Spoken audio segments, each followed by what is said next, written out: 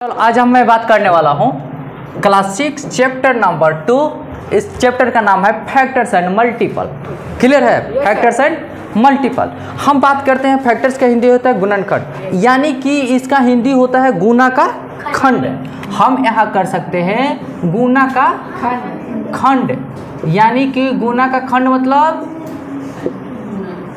Number का टुकड़ा। ठीक है, नंबर का टुकड़ा। अब हम यहाँ मल्टीप्लाइज के बारे में बात करते हैं। इसका मतलब होता है गुणज। गुणज मतलब टेबल, टेबल मतलब पहाड़ा। ठीक है, अब हम बात करते हैं। देखो, हम factor of multiple is exact divisor of number. तो हम बात करते हैं, हम फैक्टर्स कैसे फाइंड आउट करते हैं? Factors with the help of LCM. देखो, हम पहले बात करते हैं, कहेगा ना कि 4 का फैक्टर लिखिए। अगर कोई क्वेश्चन बोलता है कि 4 का फैक्टर लिखना है तो कैसे करेंगे? एलसीएम निकालेंगे। तो देखो 2 लिख सकते हैं, फिर 2 1 हो गया ना। ठीक है, अब क्या करते हैं कि 2 किससे किससे कट रहा है? देखो 1 से भी कट रहा है, 2 से भी कट रहा है और 4 से भी कटेगा। पूरा क्लियर है? अच्छा, तो इसका बोलेंगे कि कितना फैक्टर्स हो गया? फैक्टर्स हो गया कौन कितना? 3। तो अब बोलेगा कि फैक्टर कौन कौन है? 1 2 4। तो 1 2 4 फैक्टर है। ठीक है, अगर मान लेते हैं कि ये कहेगा 6 का निकालने के लिए कैसे निकालेंगे? एलसीएम कर देना है, खुद कर लोगे। 2 3 से भी कटेगा ना। अच्छा, 1 से भी कटेगा और 6 से भी कटेगा ना। तो कहने का मतलब होता है कि इसका कितना फैक्टर्स हो गया? 4। तो कौन कौन से हो गया? 4 फैक्टर्स। यस, 4 फैक्टर्स कौन कौन गया? 1 2 3 6। इसी तरीके से सॉल्यूशन करना है। क्लियर है? अब फैक्टर्स के बारे में नॉलेज हो गया। फैक्टर्स आखिर होता है क्या है? ठीक है, अब हम बात करते हैं। देखिए 4 का कहेगा कि 4 का कितना लिखना? 5 लिखिए। 5 मल्टीपल्स कहेगा कि 4 का 5 मल्टीपल्स लिखिए। तो कैसे लिखेंगे? टेबल पढ़ देना है। पहला 4, इसके बाद 8, इसके बाद 12 16 और ये गाड़ी बढ़ता जाएगा। लेकिन कह रहा है, रिस्ट्रिक्शन डाल दिया है कि 5 मल्टीपल्स तक लिखना है, उसके आगे नहीं बढ़ना एक्सीडेंट हो जाएगा गाड़ी का। ठीक है, जो कहता है उसी की रफ्तार में चलना है। अब देखते हैं, मान रहे कि 6 का कह रहा है, 6 का 3 टाइम्स कहेगा। 6 का 3 मल्टीपल कहेगा कि लिखिए। तो कुछ भी लिख सकते हैं। कौन कौन लिख सकते हैं? कुछ भी लिख सकते हैं। देखो, कहने का मतलब 6 लिखेंगे, 12 लिखेंगे और 18 लिखेंगे। या हमको मन करेगा, कोई स्टूडेंट बकलोल होगा वो भी लिखेगा तो सही होगा। क्यों? देखो 12 भी हो सकता है, 18 भी हो सकता है, 24। क्लियर है कि नहीं है? कुछ भी लिख दो, लेकिन क्या होना चाहिए? 6 के टेबल में आना चाहिए। ठीक है, 6 के टेबल में आना चाहिए। कुछ भी लिखो, लेकिन 6 के टेबल में आना चाहिए। अब हम बात करते हैं, जिसमें मान लेते हैं कि 12 का बोलेगा कि 4 मल्टीपल्स लिखना है। देखो, सब एक पूरा अच्छे तरीके से एक्सप्लेनेशन के साथ बता रहे हैं। तो कहेंगे कि 12 को लगती 24 6 48 हो गया ना। क्लियर है ना? तो ऐसा कोशिश करना, कभी भी मल्टीपल्स पूछेगा तो लगातार लिखना। ये सब लिखने की क्या जरूरत है ना? लगातार लिखोगे बहुत ही अच्छा रहेगा, ताकि पता चल जाएगा। केवल टेबल पढ़ लेना है। ठीक है, ओके। ठीक है, हमने यहाँ पर HW के रूप में दे दिया है, राइट ऑल फैक्टर्स ऑफ। देखिए यहाँ पर नंबर दिया गया है ना, इसका ऑल फैक्टर्स निकालना है। ठीक है, अब हम बात करते हैं, राइट फर्स्ट 5 मल्टीपल्स, मतलब 5 टाइम्स टेबल पढ़ लेना है। ठीक है, तो कहने का मतलब अगर नहीं समझ में आए तो कैसे करना है हम बताते हैं। हमारे पास आइडिया है। देखो, सॉल्यूशन कैसे करेंगे ये तरीका मैं बता रहा। ठीक है, पहला नंबर में तो हमने क्या बोला है कि एलसीएम ले लेते हैं। क्या बोला है? एलसीएम लेते हैं। देखो, एलसीएम लेंगे तो 2 10 हो गया, 2 5 हो गया और 5 1 हो जाएगा।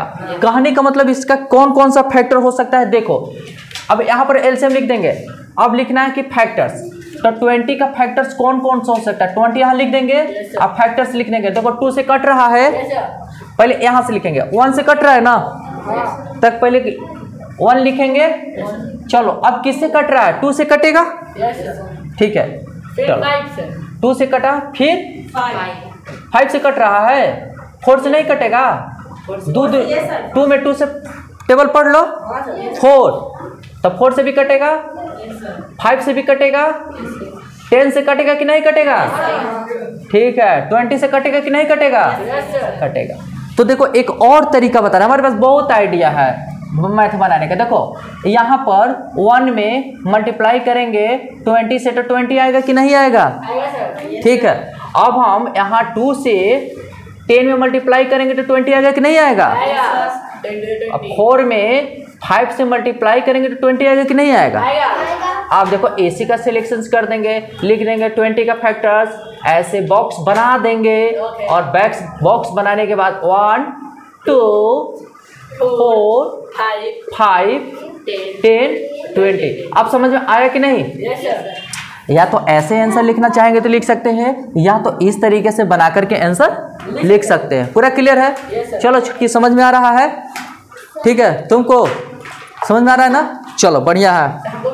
अब बात करते हैं इसका। ये 1 का बता दिया, 1 का पहला। देखिए 2 का पहला एकदम मस्त क्वेश्चन है। 17 है, अगर नहीं लिखने आए ना किसी को तो क्या करना है ना कि देखो 17 का मल्टीपल लिखना, तो कैसे लिखेंगे? नहीं पता चलेगा तो 17 into 1, 17 into 2, 17 into 3, 17 into 4, 17 into 5। तो 17 में 1 से मल्टीप्लाई करेंगे तो कितना होगा? ये इसमें 34, इसमें 51, इसमें 68, इसमें 85। कहने का मतलब होता है कि कौन कौन सा हो गया? 17, 34, 51, 68, 85। और जिसको आता है टेबल वो डायरेक्ट लिख देगा, जिसको अगर टेबल नहीं आता है तो ये इस तरीके से करके लिख देगा। ठीक है, तो देखो इसको हम अरेंज कर दिए ना, लिख दिए, तो इसको हम क्या कहते हैं? मल्टीपल्स। केवल पहाड़ा पढ़ देना है, टेबल पढ़ देना है। क्लियर है? ठीक है, अब चलो ओके, हो गया ना? पूरा क्लियर, समझ में आया ना? चलो ठीक है। अच्छा, अब हम टाइप्स ऑफ नंबर के बारे में बात कर रहे हैं। ठीक है, इवन नंबर्स की, यानी कि हिंदी में इसको सम संख्या कहा जाता है। ये देखिए 2, ये इवन नंबर होता है, 2 से डिविजिबल होता है। ठीक है, क्लियर है? अब हम बात करते हैं 2, 4, 6, 8, 10, ये सब चलता चला जाएगा। ठीक है, जो 2 से डिविजिबल होगा उसी को। जब इसका हम फॉर्मेट कहते हैं ना, एक चीज देखो, इसका फॉर्मेट क्या होता है? 2n, 2n। n यहाँ क्या है? n यहाँ नेचुरल नंबर होता है। नेचुरल नंबर मतलब समझ में आता है? Yes sir. Okay, natural number मतलब होता है जो स्टार्ट होता है किससे? 1 से। ठीक है, इसको होल नंबर भी कह सकते हैं, जो 0 से स्टार्ट होता है, क्योंकि 0 भी इवन नंबर में आता है। क्लियर है? अब हम बात करते हैं, अब एक चीज देखो, ऑड नंबर होता है, विषम संख्या। ठीक है, ये 2 से डिविजिबल नहीं होता है, तो हम कह सकते हैं इसको, देखो जो फॉर्मेट होगा इसका, देखो 2n प्लस 1, यानी कि n नेचुरल नंबर। चाहे n होल नंबर मान लेते हैं। सुनो, बैठो चुपचाप। अगर n होल नंबर में मानते हैं, नेचुरल नंबर कहो या इसको होल नंबर। ठीक है, क्लियर है? अब हम बात करते हैं, अगर n बराबर 0 पुट करते हैं ना तो 1 हो जाएगा, 1 है ना। अगर n इक्वल टू 1 पुट करते हैं तो n 2 प्लस 1 3 हो जाएगा ना।